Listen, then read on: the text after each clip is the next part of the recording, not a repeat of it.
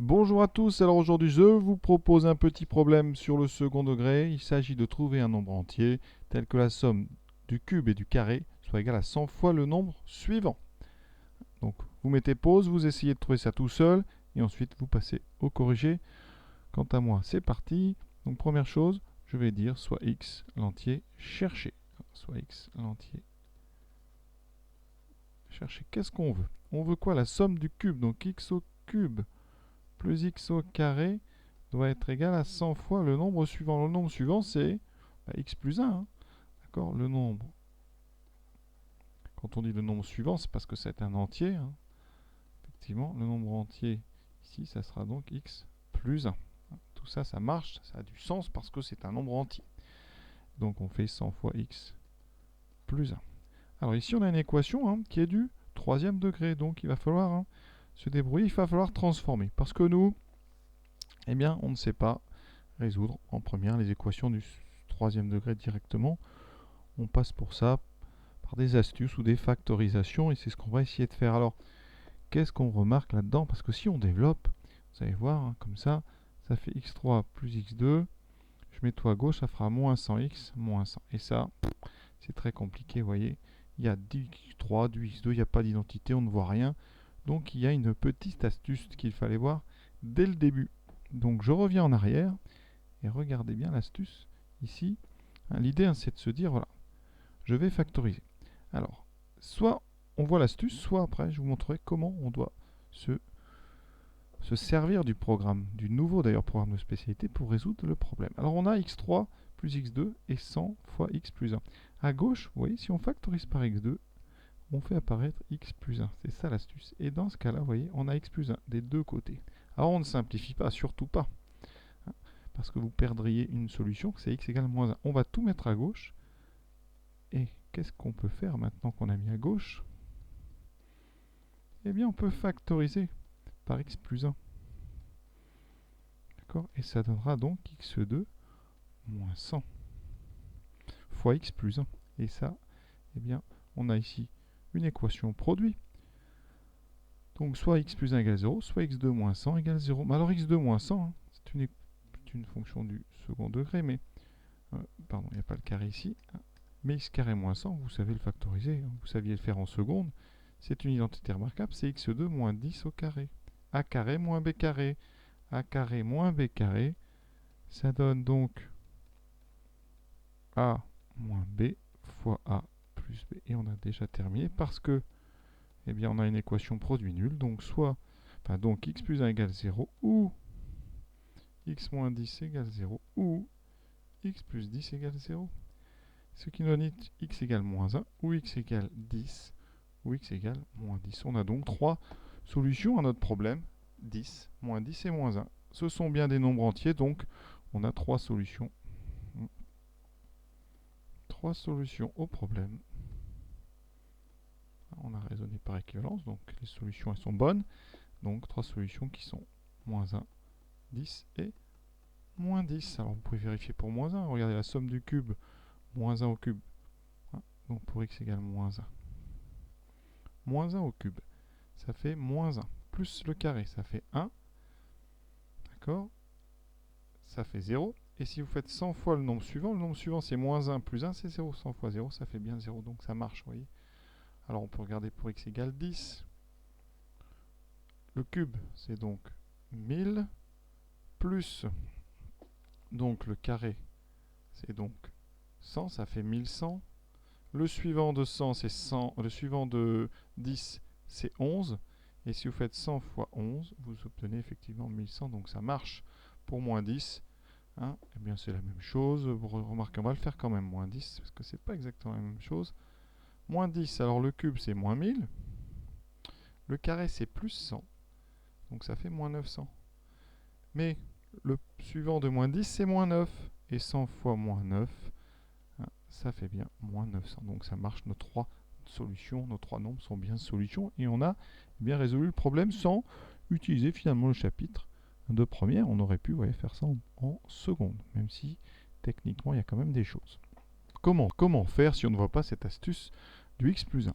Eh bien, on va tout mettre à gauche.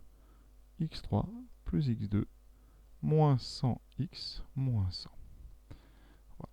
Et on va essayer de chercher une solution évidente à ce problème. Et la solution évidente que je vous propose, c'est moins 1. On essaye 1, on essaye moins 1, et on voit bien que bien, moins 1 est solution. Parce que ici, ça fait moins 1 plus 1. Moins 100 fois moins 1, ça fait plus 100. Moins 100, et ça fait bien 0.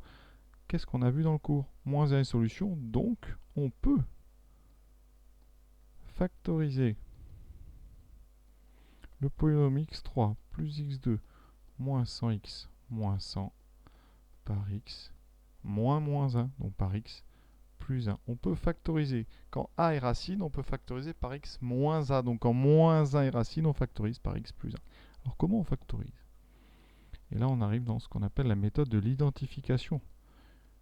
Donc ici, eh bien, on va chercher trois réels ABC tels que ceux-ci s'écrivent x plus 1 fois x2 plus bx plus c. D'accord?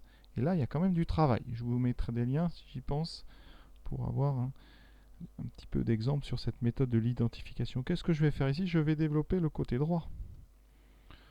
Je vais donc avoir ax3 plus bx2 plus cx plus ax2 plus bx plus c. Vous voyez, j'ai tout développé. Ensuite, je mets bien en évidence chaque puissance de x. ax3 plus, alors dx2 j'en ai b plus a. Et dx j'en ai c plus b. D'accord? Et je vais identifier. Qu'est-ce que ça veut dire identifier? Identifier, c'est utiliser une propriété capitale des polynômes. Quand des polynômes sont égaux, quel que soit x, leurs coefficients sont les mêmes. Donc ici, on va identifier les coefficients du cube, du carré, du x et la constante. On écrit donc sur sa copie, on identifie les coefficients des deux polynômes. Voilà. Identifier, ça veut dire quoi exactement? Eh bien, à gauche, vous avez un x3. À droite, vous avez ax3. Donc, dx3, vous en avez a du côté droit, 1 à gauche. Donc, on dit a égale 1. Forcément, les coefficients sont égaux. On va faire pareil avec les coefficients du carré. Donc, à droite, j'en ai b plus a. Et à gauche, j'en ai ici plus 1. Donc, je vais mettre 1. On regarde les coefficients de x. À droite, c'est c plus b. Et à gauche, vous voyez, j'en ai ici moins 100. Vous voyez ce moins 100 ici? Donc ce moins 100, eh bien, de l'autre côté, il correspond à c plus b. Plus c plus b. Donc c plus b vaut moins 100. Et maintenant les constantes, on a moins 100 et on a c. Donc c est égal à moins 100. Et on va maintenant eh bien, résoudre ce petit système qui nous donne directement a égale 1. C égale moins 100. La deuxième ligne va nous donner la valeur de b. b, c'est 1 moins a. Et comme a vaut 1, b, ça donne 0. Et on a une troisième ligne qui sert de vérification. Donc elle nous dit que c, c'est-à-dire moins 100, plus b qui vaut 0, doit faire moins 100. Comme c'est vrai, c'est bon. On a donc trouvé a égale 1, b égale 0, c égale moins 100. Ça nous dit quoi ça? Eh bien ça nous dit que notre polynôme x3 plus x2 moins 100, x moins 100, eh bien il se factorise en x plus 1 fois donc ax2, donc 1x2 plus 0x moins 100. Ce qu'on écrit plus simplement, x plus 1 fois x2 moins 100. Conclusion, notre équation, on avait donc ce polynôme égal à 0, et bien l'équation, elle va être équivalente à x plus 1 fois x carré moins 100 égale 0. Et c'est une équation produit, on l'a déjà traité tout à l'heure, ça veut dire que x égale moins 1 ou x carré égale 100, ce qui veut dire qu'on retrouve 10 ou x égale moins 10. Voilà. Donc après, on a fait le plus dur une fois qu'on a trouvé la factorisation parce que on a comme ça un second degré. On s'est tiré d'affaire, donc voilà, il faut apprendre. Alors là, c'est un exercice un petit peu difficile parce que vous n'avez pas beaucoup d'indications, mais il faut apprendre comme ça à factoriser par x plus 1 quand moins 1 est racine. Voilà, l'exercice est terminé. Je vous souhaite une bonne fin de journée à tous. Et pour finir, pour ceux qui ont peur de ne pas trouver les racines évidentes ou les solutions évidentes d'une équation, eh bien vous avez quand même possibilité avec les nouvelles calculatrices, notamment ici la Casio, vous allez dans le menu équation, et vous avez possibilité en polynomial de travailler avec des équations de degré 2, 3 ou 4. Donc ici, si vous utilisez degré 3, donc A, vous voyez l'équation de degré 3, vous la voyez, c'est x3 plus x2 moins 100, x moins 100. Donc ici, je mets Le coefficient de x3 c'est 1. Le coefficient de x2 c'est 1. Le coefficient de x c'est moins 100. Voilà. Et le coefficient constant, hein, ici, c'est moins 100 aussi. Et ça va vous donner les racines, enfin les solutions, vous voyez, regardez bien. Je trouve 10, moins 1 et moins 10. Donc, vous pouvez dire que vous avez trouvé moins 1 comme racine évidente. Hein, on ne va pas vérifier que vous l'avez fait à la machine. Donc, en devoir, avec calculatrice, ne soyez pas paniqués. La machine peut vous aider largement à trouver les racines évidentes si on vous les demande. Voilà. À très bientôt donc.